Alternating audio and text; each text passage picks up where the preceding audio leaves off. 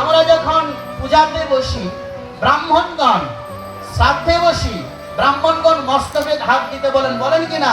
বলে বলো, ব্রহ্মবাণী সহস্রাণি শিব নাম শতানি চহ বিষ্ণু নাম স্মরণম মাত্র শিখাবন্ধন করামহম, বলাই কিনা? আবার বিয়ে করতে গেলে উপনয়ন ছাড়া হয় না, উপনয়নটা নেও তারপরে বিয়ে দেয়। আবার বিয়ের দিনে একটা মালা পরিয়ে দেয়, কাঠের মালা। কোন কাঠের মালা? বলে তুলসী কাষ্ঠের মালা। তাহলে যথাবিধি যত শুভ কর্ম করতে যাচ্ছেন, বিয়ে করুন, অন্নপ্রাশন করুন, যা কিছু কর্ম করুন, শ্রাদ্ধ করুন, ওই মালা শিখা এবং উপনয়ন ছাড়া কিন্তু হয় না।